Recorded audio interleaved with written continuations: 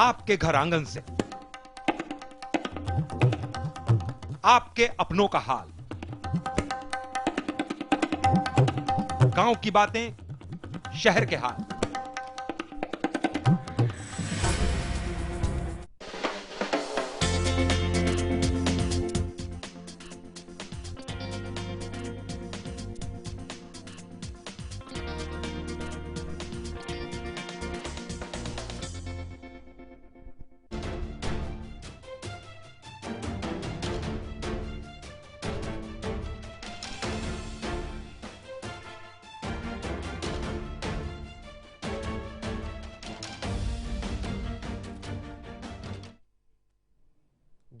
जुलाई 2006 मुंबई में अलग अलग इलाकों में 7 लगातार बम ब्लास्ट हुए थे, यानी सीरियल ब्लास्ट हुआ था।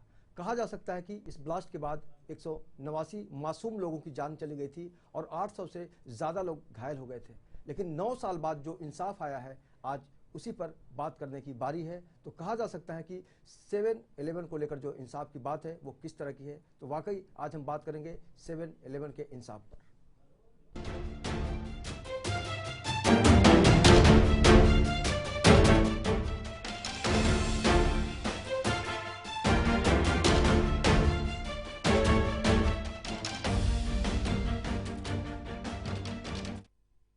नमस्कार, मैं हूं अवनींद्र आशुतोष। आपका बहुत बहुत स्वागत है हमारे खास कार्यक्रम 7/11 का इंसाफ में।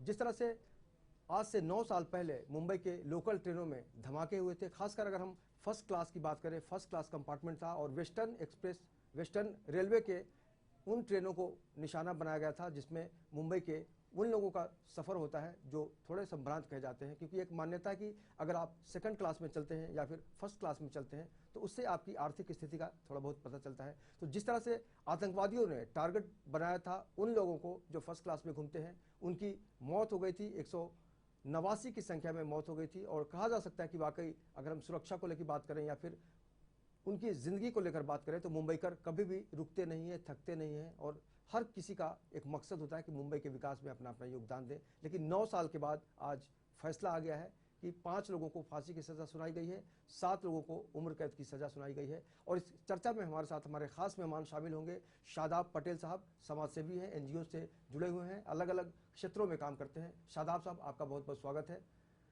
शादाब साहब, आपसे सबसे पहले ये जानना चाहेंगे कि आज का ये जो फैसला आया है, काफ़ी लंबा वक्त गुजर गया है, आप मुंबईकर होने के नाते इस फैसले को किस तरह से देखते हैं? मैं पहले तो कोर्ट के ऑर्डर का सम्मान करता हूँ जी।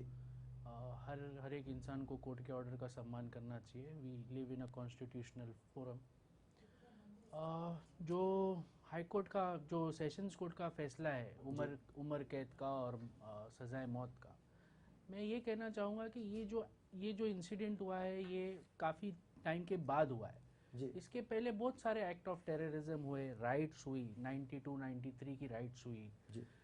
उसके बाद में गोधरा का, गुजरात का हुआ, फिर उसके बाद में मालेगांव हुआ जिसके अंदर प्रज्ञा साध्वी आरोपी है, एक्यूज्ड है जी। वो सब केसेस जो है वो सब साइडलाइन हो गए। हाँ। ठीक है, ये केस को आगे बढ़ाया गया, इसको आगे तक पहुंचाया गया, वो अपनी जगह पे सही है।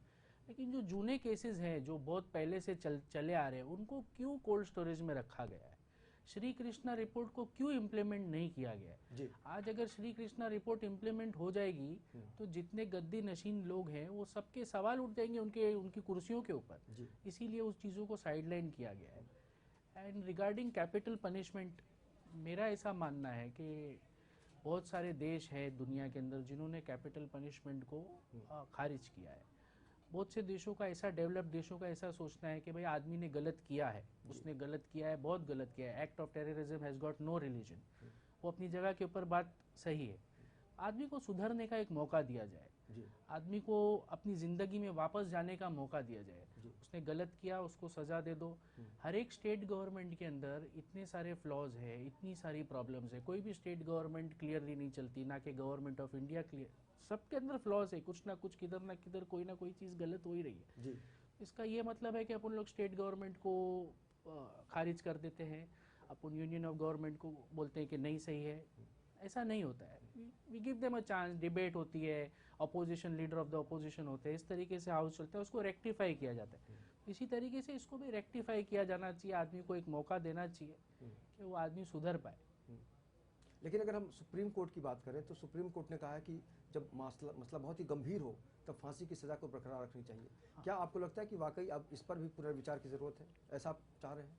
जो सुप्रीम कोर्ट का ऑर्डर है वो मेरे ख्याल से डिवीज़न बेंच का ऑर्डर है या फुल बेंच का ऑर्डर है, वो एक टाइम चेक करना पड़ेगा। ज़रूर उसके ऊपर सोच करी जानी चाहिए। और दूसरे जो गवर्नमेंट्स के जो व्यूज़ है, दूसरे देशों के जो व्यूज़ है, इतने बड़े बड़े देश है, दुनिया के डेवलप्ड कंट्रीज़ हैं, जो फर्स्ट वर्ल्ड कंट्रीज़ हैं, उन्होंने भी कुछ सोच के ये चीज़ों को मद्देनज़र रखा होगा कि कैपिटल पनिशमेंट को हटा देना चाहिए। तो इसके ऊपर पुनर्विचार हो, अगर फुल बेंच बैठ के अगर इसके ऊपर पुनर्विचार करे तो बहुत ही अच्छी बात है। लेकिन शादाब साहब, कई बार ये मांग होती रही इस देश में कि फास्ट ट्रैक पर केसेस को लाया जाए ताकि जो पीड़ित लोग हैं उनको ज़्यादा से ज़्यादा इंसाफ मिल सके और समय रहते मिल सके। लेकिन यहाँ पर अगर देखा जाए तो बहुत सारे ऐसे हाई प्रोफाइल केसेस हैं जिसका जो फैसला होता है उसके लिए काफ़ी लंबा इंतजार करना पड़ता है। उसको किस तरह से दुरुस्त करना चाहिए, क्योंकि एक आम आदमी भी जब सजेशन देता है तो कहीं ना कहीं से उसकी जो भावना है, उसके जो जज्बा है, उसको समझने की कोशिश की जाती है। बहुत सारे केसेस, हाई प्रोफाइल केसेस होते हैं जिन लोगों को फास्ट ट्रैक कोर्ट में लाया भी जाता है, कुछ केसेस को नहीं भी लाया जाता है। कोई केसेस जो है जिनका बहुत टाइम पे मीडिया ट्रायल हो जाता है, जैसे ही उसका मीडिया ट्रायल हो जाता है वो केसेस के बारे में फैसला जो है वो जल्द से जल्द आने लग जाता है जी। तो इसके ऊपर भी विचार करना चाहिए और लोगों को ज़्यादा से ज़्यादा ओपननेस रखनी चाहिए अपने मैटर्स के बारे में। देयर इज़ ट्रांसपेरेंसी, आरटीआई आ गया है। अभी आप पुलिस स्टेशन में अक्यूज्ड होने के बावजूद भी आप कंप्लेनेंट के स्टेटमेंट आरटीआई में मांग सकते हो।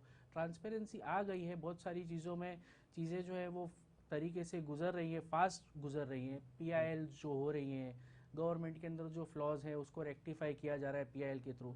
अभी बनस्बत एक छोटा सा एग्जांपल ले लो, अगर आदमी बीफ रखता है घर के अंदर तो उसको 5 साल की सज़ा है और मॉलेस्टेशन का 3 साल की सज़ा है। तो किधर ना किधर गैप्स है, उसको सही करना चाहिए। बिल्कुल। अगर हिंदुस्तान की बात जब भी होती है शादाब साहब, तो ऐसा लगता है कि हर चीज़ पर एक फैशन सा देखने को मिलता है कि पॉलिटिकल एंगल से लोग जोड़कर उसको देखते हैं। और अगर हम भारतीय जनता पार्टी के एमपी की बात करें, किरीट सोमैया ने कहा है कि मेरी मांग है कि सबको फांसी दी जाए। तो क्या इसको आप जो लगता है कि वाकई हर चीज़ पर जो पॉलिटिकल स्टैंड लेने की बात होती है ये उससे भी जुड़ा हुआ है? विदाउट गोइंग, बिना जजमेंट देखे हमको ये फैसला करना उचित नहीं है। हमको ये देखना चाहिए कि जज की क्या फाइंडिंग है, ऑनरेबल कोर्ट ने on which view has the honourable court decided कि ये आदमी को डेथ पेनल्टी मिलनी चाहिए। ऑब्वियसली अक्यूज्ड के लिए अपील का फोरम है, अपील कर सकता है, हाई कोर्ट में कर सकता है अपील, उसको पुनर्विचार करने की पूरी उसको आज़ादी दी गई है। तो it is a judicial process which I don't think should be motivated politically. और शादाब साहब, आपको 1 मिनट के लिए रोकना चाहेंगे। हमारे साथ बहाव खान साहब जुड़ गए हैं जो आरोपियों में से एक के वकील हैं। बहाव खान साहब, बहुत बहुत स्वागत है आपका। थैंक यू सर, ये जो फैसला आया है काफ़ी लंबा अरसा गुजर गया है, लेकिन जब भी फैसला आता है तो उस पर एक बहस होती है, एक परंपरा से भी रही है। आप इस पूरे फैसले को देखकर क्या कहेंगे और क्या आने वाले दिनों में कुछ बदलाव की जा सकती है इसमें? देखिए, फैसले के ताल्लुक से मैं सिर्फ इतना ही कहूंगा, जी। जिस तरह आप दिन के उजाले को देख सकते हैं उस तरह इस केस में बच्चों की मासूमियत क्लियर थी। जी। इन बच्चों ने जो गवाह सबूत पेश किए वो सारे के सारे उनको बेगुनाह साबित करते थे। जिन लोगों को फांसी की सजा हुई उनके साथ नाइंसाफी हुई है जी। जिनको उम्र कैद दिए उनके साथ नाइंसाफी हुई है जी। घटना में जो लोग गुजर गए उनके साथ भी नाइंसाफी हुई। बिल्कुल। और उनके जो रिश्तेदार इंसाफ की उम्मीद कर रहे थे उनके साथ भी नाइंसाफी। जी। एटीएस के झूठे गवाह कोर्ट में पेश किए गए और अब जजमेंट हमने नहीं देखा है, हम समझ नहीं पा रहे हैं कैसे इतनी बड़ी गलती हो गई कोर्ट से। जी। हम इस फैसले के खिलाफ अपील में जाएंगे और जरूर जाएंगे। ठीक है, आगे तो आप जा सकते हैं, लेकिन अगर हम मनोबल की बात करें, जो आरोपी जिनके लिए आपने लगातार केस लड़ा है और उनका जो एक साथ रहा है, आपने महसूस किया है, उनका मनोबल अभी किस तरह का होगा? क्योंकि अगर वो दोषी नहीं है तो जाहिर सी बात है उनके अंदर भी कहीं ना कहीं से एक अजीबोगरीब स्थिति आ गई होगी। नहीं, देखिए 12 बच्चे हैं और उनको पूरी उम्मीद है कि उनको जरूर इंसाफ मिलेगा। जी। उनके साथ यहाँ जो नाइंसाफी हुई है ऊपर अदालत में उनको जरूर इंसाफ मिलेगा जी, पूरा यकीन है जी। ठीक है, लेकिन अगला कदम क्या होगा? आप कब तक हाई कोर्ट जाने की कोशिश करेंगे? जजमेंट का इंतजार कर रहे हैं और उसके बाद हम हाई कोर्ट जाएंगे। चलिए, हमसे जुड़ने के लिए आपका बहुत बहुत शुक्रिया, और हम उम्मीद करेंगे कि आप अगर हाई कोर्ट में जाते हैं तो निश्चित रूप से एक नया जो सच है वो सबके सामने आए। तो शादाब साहब, आपने भी सुना कि बहाव खान साहब कह रहे हैं कि सीधा सीधा जो भी आरोपी हैं इसमें सब के सब निर्दोष हैं। इसको आप किस तरह से देखते हैं? इनका जो बोलना था कि झूठे गवाह किए गए हैं, there is a process, judicial process. अभी इसके अंदर उनको जजमेंट देखने के बाद में उनको फ्लॉज निकालने पड़ेंगे कि किधर किधर ऑनरेबल कोर्ट से कौन सी चीज़ ऑनरेबल कोर्ट ने कंसीडर नहीं की है, और जैसे ही वो चीज़ों का उनको जवाब मिलते जाएगा इमीडिएटली वो अपील के अंदर वो चीज़ आ जाएगी, और ऑनरेबल सुपीरियर कोर्ट जो है, ऑनरेबल हाई कोर्ट, उसके अंदर उचित से उचित फैसला देगी। और Indian judiciary is one of the finest judiciaries of the world. हर एक इंडियन को जुडिशरी में पूरा फेथ है, तो हम उम्मीद करते हैं कि इसके अंदर भी न्याय से फैसला होगा, और इंशाल्लाह जो लोग बेकसूर हैं जी, और जिनके ऊपर ये सज़ाए मौत का गुनाह थोपा गया है वो निकल जाएगा। लेकिन जिस तरह से बहाव खान ने कहा कि कैसे इतनी बड़ी गलती हो गई, तो एटीएस की भूमिका को लेकर भी कुछ सवाल आपके मन में आ रहे हैं? मैं ये ऑलरेडी इशू निकाल चुका हूँ पहले भी, मैं दोबारा बोलता हूँ कि एक चीज़ को टारगेट क्यों करते हैं, एक इंसिडेंट को। 2007-2008 का इंसिडेंट, तुम 92-93 के राइट्स को देखो, बहुत सारे केसेस, तुम बहुत सारे केसेस जो उसके पहले हो चुके, जिसके अंदर इससे ज्यादा लोग भी मर गए, वो भी बेकसूर थे। उन लोगों की भी फैमिलीज इफेक्ट हुई, उनके भी ब्रेड अर्निंग जो मेंबर्स थे उसमें हलाक हुए। तो वो केसेस को क्यों नहीं चलाया जा रहा है? श्री कृष्णा रिपोर्ट को क्यों नहीं इम्प्लीमेंट किया जा रहा है? व्हाई दिस, मतलब आप पिक एंड चूज क्यों कर रहे हैं? और इस तरीके से आप कहा तो बोलते हैं उसके अंदर इन्वेस्टिगेशन चालू है and we are going into the depth of the investigation, और यहाँ पर आपका इन्वेस्टिगेशन इतना जल्दी हो गया, तो कुछ चीज़ें जो है वो समझ में नहीं आती है, बहुत दिमाग में सवाल पैदा कर देती है। अबू आसिम आजमी साहब भी कई बार श्री कृष्णा आयोग की रिपोर्ट की बात कहते हैं कि आप लोग पढ़ लीजिए, फिर आगे कुछ डिस्कशन कीजिए, लेकिन कई बार ऐसा महसूस हुआ है कि उनकी बातों को ज़्यादा लोग गंभीरता से नहीं लेते। क्या आपको लगता है कि वाकई अब वक्त आ गया है कि उस रिपोर्ट को फिर से एक बार पढ़ के उस पर अमल करने की जो बात हो रही है उसको सामने लाया जाए? हर जगह पे गवर्नमेंट बोलती है वी आर ट्रांसपेरेंट, हमारी ट्रांसपेरेंसी है, हम लोग हर चीज़ को एकदम ओपनली करते हैं, तो फिर छुपाए क्यों? श्री कृष्णा रिपोर्ट को भी ओपन कर दो, उसको भी पढ़ने दो लोगों को, ये चीज़ों को भी जाहिर करो। आखिर क्या उसमें ऐसा लिख दिया गया है कि उसको इतना छुपाया जा रहा है? क्या वजह है जी, है ना? यानी कुल मिला के आप पारदर्शिता की बात कर रहे हैं? बिल्कुल, कि सब कुछ हर किसी के समझ में आए कि कहाँ क्या चल रहा है। बिल्कुल, उसको समझने दो।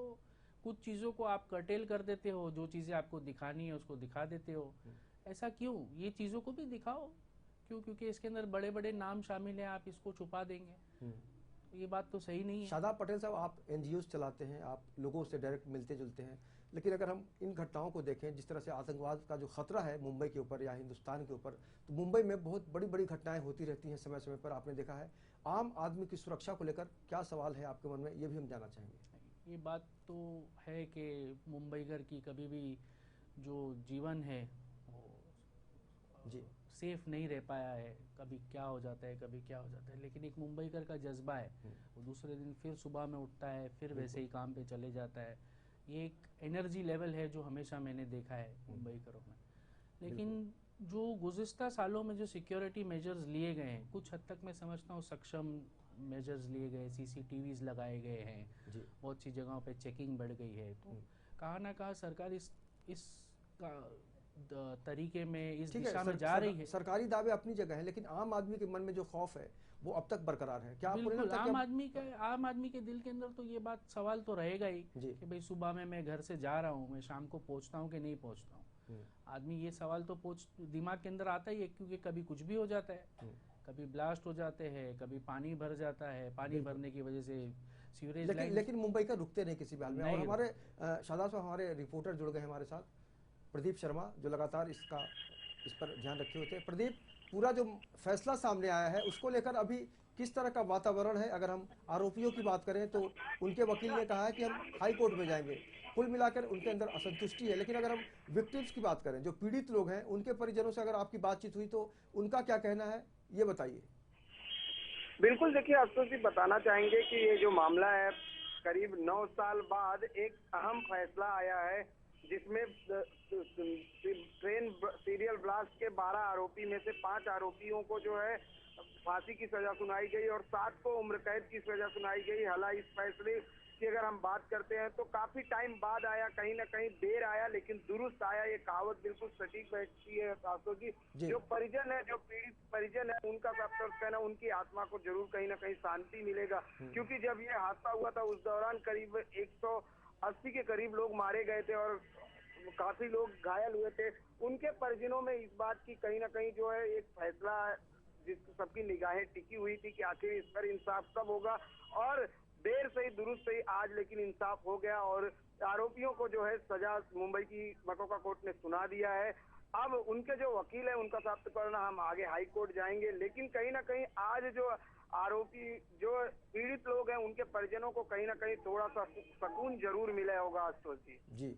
लेकिन प्रदीप, अगर हम उनके वकील की बात माने, भाव खाब साहब से अभी थोड़ी देर पहले हमारी बात हो रही थी, उन्होंने कहा कि एटीएस से इतनी बड़ी गलती कैसे हो गई। ये जो फैसला है उसको वो सीधा सीधा बोल रहे हैं कि बहुत बड़ी गलती है और कहीं ना कहीं से नाइंसाफी हुई है। उस संदर्भ में अगर कोई जानकारी हो तो बताइए।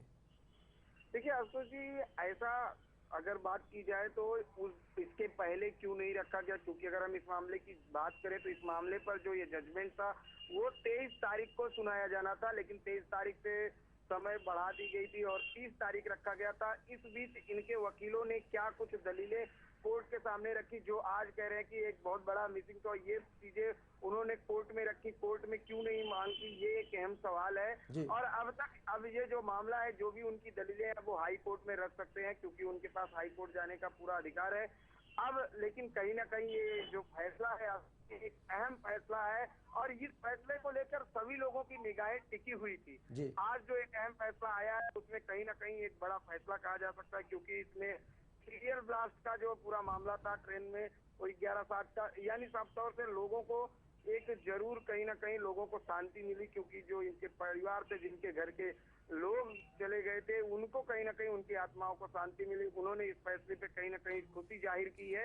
और साथ ही अगर हम पॉलिटिकल बात करें तो पॉलिटिकल एंगल से भी अगर हम देखते हैं तो लोगों में कहीं ना कहीं इस फैसले को लेकर जो है समर्थन करते हुए कांग्रेस के नेता की अगर हम वही सवाल है, राजनीतिक गलियारों में किस तरह की बातचीत हो रही है और आपसे जानना चाहेंगे कि किस तरह की खुशी है। अगर कांग्रेसियों की बात करें, क्या संतोष जताया है या फिर उन्होंने निशाना साधा है अपने विपक्ष पे? बिल्कुल, देखिए आशुतोष जी, अभी अगर हम बात करते हैं तो कांग्रेस मुंबई अध्यक्ष निरुपम जी ने साफ तौर से इस फैसले का समर्थन किया। उन्होंने इस बात की खुशी जाहिर की कि हमारे यहाँ न्यायपालिका ने एक अच्छा अहम फैसला दिया है और जो भी आरोपियों को जो सजा दी गई है उसका भी हम समर्थन करते हैं। कहीं ना कहीं राजनीतिक गलियारे में भी इस फैसले का समर्थन दिखाई दे रहा है आशुतोष जी। ठीक है, एक आखिरी सवाल प्रदीप, आप लगातार आम लोगों के बीच रहते हैं, इस फैसले के बाद आम जनमानस में किस तरह की भावना है, ये बताइए। बिल्कुल, अगर बात की जाए तो आम जनमानस की अगर हम बात करते हैं तो कहीं ना कहीं देखिए लोगों के साथ जो है लोग जो है इस फैसले की सहानुभूति दिखा रहे हैं, क्योंकि मामला लोगों में ये कहना है कहीं ना कहीं एक चीज का रोष जरूर है आशुतोष जी की आखिर इतना वक्त क्यों लगा। 9 साल बाद ये फैसला आया है, लेकिन इस फैसले से लोगों में संतोषजनक जो है कहीं ना कहीं संतोष भी है। लोग कहीं ना कहीं इस फैसले को लेकर संतोषजनक फैसला बताते हैं कि चलो कम से कम लोगों को इंसाफ तो मिला, जो जिन पीड़ित परिवार को इंसाफ मिला। लेकिन ये इंसाफ की बात हो रही है, लेकिन आरोपियों के वकील ने कहा है कि हम हाई कोर्ट में जाएंगे, हो सकता है तस्वीर बदल जाए। फिलहाल इस तमाम जानकारी के लिए प्रदीप शर्मा आपका बहुत बहुत शुक्रिया। कुल मिलाकर अब ये फैसला आ गया है, 7/11 का जो फैसला है 9 साल के बाद आया है और अब भी उम्मीद है कि आने वाले दिनों में इस मामले को हाई कोर्ट में या फिर सुप्रीम कोर्ट में जाते हुए देखा जा सकता है, क्योंकि लगातार जिस तरह से जो विवाद पैदा होते रहे, जो सवाल पैदा होते रहे। शादाब, आपसे ये जानना चाहेंगे कि अभी जो आने वाला जो समय होगा वो उनका जो मनोबल अगर हम देख के बात करें कि आज अगर आप थोड़ी देर के लिए खुशी व्यक्त करते हैं तो अगर फैसला में कोई भी तब्दीली आती है तो तब क्या होगा? पहले तो जैसा मैंने बताया कि जब तक के हम जजमेंट नहीं पढ़ पाएंगे तो हमको फाइंडिंग्स नहीं समझ में आएगी कि किस तरीके से किसको किसका क्या रोल था और किसको किस बुनियाद पे क्वांटम ऑफ सेंटेंस दिया गया है। तो it is very important before I comment कि मैं पहले जजमेंट देखूं, उसको पढूं और फिर उसके ऊपर करूं। एक चीज़ मैं कहना चाहूँगा कि जैसा प्रधानमंत्री मोदी जी हर एक चीज़ों के अंदर इंश्योरेंस निकाल रहे हैं, सब चीज़ें कर रहे हैं। लाइफ जो एक इंसान की है बहुत प्रेशियस होती है। एक आदमी की लाइफ से बहुत सारे लोगों की दूसरी लाइफ डिपेंडेंट होती है, उसके बच्चे की स्कूल की लाइफ होती है। एक हादसा मैं आपको बताऊंगा, सऊदी अरब में अभी हज के अंदर एक क्रेन हरम शरीफ में गिर गई थी। जो क्रेन गिर गई उसके अंदर बहुत से लोग शहीद हो गए। तो उधर के जो राजा है उसने 1-1 मिलियन रियाल हर एक आदमी को मुआवजा दिया, ताकि वो आदमी, लाइफ तो वापस नहीं आ सकती बनिस्बत, वो इंसान तो चले गया है, लेकिन जो उसके ऊपर डिपेंडेंट लोग हैं करीब, वो आदमी तो कुछ उसकी ज़िंदगी निकाल सके आराम से। बिल्कुल। तो कहीं ना कहीं मैं समझता हूँ कि जिसकी लाइफ चली जाती है इस ऐसे हादसों में, उसके लिए गवर्नमेंट को कुछ ठोस कदम उठाने चाहिए। हमारे पास कोई उसका प्रोविजन नहीं है। बस वो आदमी मर जाता है, उसके बाद में वो बेचारा विटनेस बॉक्स में ट्रायल के अंदर खड़ा होता है, वही सब होता है, लेकिन उसको मॉनेटरी हेल्प कुछ नहीं मिलती कि उसकी ज़िंदगी आगे कैसे चलेगी।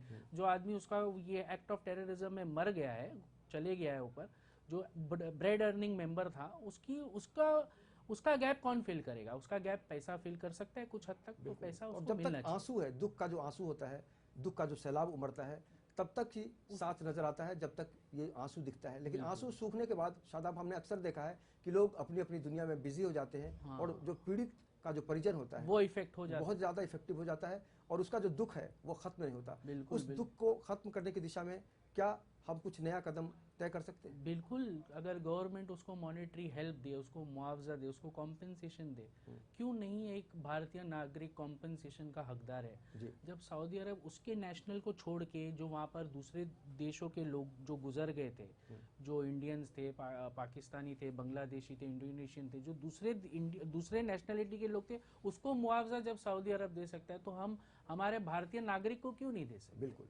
लेकिन आपको नहीं लगता कि कहीं ना कहीं से इच्छा शक्ति पर भी सवाल उठते रहे कि सरकार सक्षम होते हुए भी बहुत ज़्यादा गंभीर नहीं होती? क्योंकि बहुत बार ऐसा हुआ है, बड़े बड़े हादसे होते हैं, लेकिन मुआवजा की जो राशि होती है उस मुकाबले बहुत ही कम होती है। वो बहुत ही कम होती है, मिलती नहीं है, आदमी परेशान हो जाता है बहुत और इसके लिए तो कुछ मुआवजा मैं समझता हूँ सरकार ने दिया भी है तो एकदम नेग्लिजिबल दिया है, जो जिससे कोई एक फैमिली की जिंदगी नहीं चल पाई। बिल्कुल, ये बहुत ही सही है कि जिंदगी कई बार थम जाती है जब हमारे साथ कहीं ना कहीं से अन्याय होता है। हमारे एक वरिष्ठ सहयोगी जुड़ गए हमसे, संजय मिश्रा। संजय, बहुत बहुत स्वागत है आपका। आपसे जानना चाहेंगे कि ये जो फैसला है उसके ऊपर सबसे पहली आपकी प्रतिक्रिया क्या है? देखिए अवनिंद्र, सबसे पहले आपको ये बता दें कि मुंबई में 7/11 का जो मामला था ये इतना दर्दनाक था कि इसमें 188 लोगों की जानें चली गई थी, और ये 11 जुलाई की घटना है जिसमें 11/7 के नाम से इसे जाना जाता है। इसमें कुल 13 लोगों को आरोपी माना गया था, दोषी करार दिया गया था। एक दोषी जो है अवनिंद्र, उसे सबूतों के अभाव में बरी किया गया था, जबकि 12 लोगों को उम्र कैद के साथ फांसी की सजा दिलाने के लिए अभियोजन पक्ष के वकील राजा ठाकरे युद्ध स्तर पर प्रयास कर रहे थे, जिसमें से 5 लोगों को अवनिंद्र आपको बता दें कि 5 लोगों को मृत्यु दंड यानी फांसी की सजा सुनाई गई है। 7 जो दोषी हैं उन्हें आजीवन कारावास की सजा सुनाई गई है। आज का जो दिन है उन लोगों के लिए बेहद अहम है जिनके परिजनों की मौत हुई थी इस दर्दनाक बम विस्फोट मामले में। एक के बाद एक कुछ ही मिनटों में मुंबई के मीरा रोड से लेके माहिम तक जिस तरीके से आर्थिक राजधानी मुंबई की लाइफलाइन कहे जाने वाली लोकल ट्रेन में ब्लास्ट हुआ था, ये इतना दर्दनाक था कि इसे याद करते ही आज भी लोगों के रोंगटे खड़े हो जाते हैं। और इस मामले में कुल 25 आरोपी थे अवनिंद्र, जिसमें से 12 आरोपी अभी भी फरार हैं, जिनके बारे में कोई जानकारी जांच एजेंसियों के पास नहीं है। केपी रघुवंशी जो तत्कालीन एंटी टेररिस्ट स्क्वाड के प्रमुख थे, उनके चेहरे पर हंसी का जो भाव है वो आज साफ तौर पर देखने को मिला था, क्योंकि एमसीओसी कोर्ट जो है मकोका की स्पेशल अदालत ने ये पूरा का पूरा फैसला सुनाया है। और खास करके आपको बता दें कि इस मामले में थोड़ी सी उनके चेहरे पर शिकन जरूर दिखाई दे रही थी। उनका ये कहना था कि यदि जो 12 आरोपी फरार है, यदि वो भी गिरफ्त में हुए होते तो आज उन्हें भी पुख्ता तौर पर ये फैसला, उनको भी फांसी की सजा दिलाने के लिए अभियोजन पक्ष के वकील राजा ठाकरे पूरा प्रयास करते। और खास तौर पर कमाल अहमद अंसारी जिसकी उम्र 37 साल के आसपास है, इसके अलावा मोहम्मद फैजल शेख जिसकी उम्र 36 साल के आसपास है, एहतसाम सिद्दीकी 30 साल, नवीद हुसैन खान 30 साल, आसिफ खान 38 साल, इन्हें फांसी की सजा सुनाई जा चुकी है। इन 5 लोगों ने बम लगाए थे, इन्होंने प्लांट किया था, जो लोकल ट्रेन में प्लांट किया था। शाम का वो समय था, पीक आवर था, लोग अपने दफ्तरों, अपने कार्यालयों से निकलकर अपने गंतव्य स्थान तक के लिए निकले थे, लेकिन इस दौरान जो आतंकियों ने ये रंगा नाच नाचा है, इससे पूरी मुंबई दहल उठी थी। और इसके अलावा आपको बता दें कि तनवीर अहमद अंसारी 35 साल, मोहम्मद माजिद सफी 32 साल, शेख आलम शेख 41 साल, मोहम्मद साजिद अंसारी 34 साल, मुजम्मल शेख 27 साल, सुहेल महमूद, जी बिल्कुल, कुल मिलाकर संजय इन्हें उम्र कैद की सजा सुनाई जा चुकी है। जी, तो कुल मिलाकर कहा जा सकता है कि ये जो फैसला है संजय, उसको लेकर कहीं ना कहीं से उनको जरूर थोड़ी बहुत राहत मिली होगी, जिनके परिजनों ने अपनी जान गंवाए थे। फिलहाल इस तमाम जानकारी के लिए आपका बहुत बहुत शुक्रिया। तो निश्चित रूप से कहा जा सकता है शादाब की इस फैसले को लेकर कहीं ना कहीं से राहत है, लेकिन ये जो आहत भी तो है कुछ लोग, उस बारे में बहुत ही छोटा जवाब चाहेंगे आपका, जो लोग आहत हैं। बिल्कुल, मैं समझ सकता हूँ लोगों का, जो लोग इफ़ेक्ट हुए हैं और जो लोग ये जजमेंट से इफ़ेक्ट हुए हैं, और जो जिन लोगों के दिलों के अंदर जो लोगों को लॉस हुआ है इससे, बॉम्ब ब्लास्ट से, तो कहीं ना कहीं ये जो सिचुएशन है वो ऐसी है कि भाई एक लोगों का जो लाइफ है वो इफ़ेक्ट हो गई है और कुछ लोगों की जो लाइफ है उनको राहत मिली गई है। लेकिन बेसिक सवाल जो है कि जो लोग इफ़ेक्ट हो गए उनको मॉनेटरी कंसिडरेशन क्या मिला, गवर्नमेंट ने उनकी क्या मदद करी, गवर्नमेंट ने उनके परिजनों को रीएस्टैब्लिश करने के लिए उनको मॉनेटरी हेल्प पर मंथ मिलने के लिए क्या ठोस कदम उठाए। Ultimately you can bring a smile on a person's face अगर आप उसको मॉनेटरी हेल्प दो। वो कहाँ है, वो भी एक एसेंशियल चीज़ है। बिल्कुल, तो कुल मिलाकर मुंबई की तस्वीर और तकदीर बदलने में और बनाने में जिन लोगों की अपनी अपनी भूमिका रहती है, चाहे वो आम मुंबईकर हो, गरीब हो, अमीर हो, छोटा हो, बड़ा हो, सब ने अपने अपने तरीके से मुंबई को सींचा है। और यही कारण है कि मुंबई में जब लोकल ट्रेन चलती है तो लाइफ लाइन का जिक्र किया जाता है, लाइफ लाइन की चर्चा की जाती है। लेकिन उसी लाइफ लाइन पर जिस तरह से आज से 9 साल पहले हमला किया गया था, ऐसे में समझा जा सकता है कि मुंबई की स्पीड को रोकने की कोशिश की गई थी, लेकिन मुंबई कभी रुकती नहीं, झुकती नहीं। हालांकि जो ये फैसला आया है उसको लेकर हम कह सकते हैं कि वाकई इसको लेकर अभी भी कुछ सवाल बने हुए हैं, लेकिन जो पूरा सच है उसके लिए हमें थोड़ा सा इंतजार करना पड़ेगा। आज हमारे इस खास चर्चा में शामिल होने के लिए शादाब पटेल जी का बहुत बहुत शुक्रिया। और हम निश्चित रूप से उन लोगों को ज़रूर बधाई देना चाहेंगे जिनके मन में थोड़ी सी भी राहत हुई है, क्योंकि मुंबई का जो मकसद है वो सिर्फ और सिर्फ यही है कि देश और दुनिया को आगे बढ़ाना है। तो मुंबई का भी जो स्पीड है, मुंबई की जो स्पीड है, उसमें भी लगातार हम लोग मिलकर उसको बढ़ाते रहें। तो इस खास पेशकश में इतना ही। बाकी की खबरों के लिए आप देख रहे हैं लेमन न्यूज़ और मुझे दीजिए पूरी टीम के साथ इजाज़त। नमस्कार।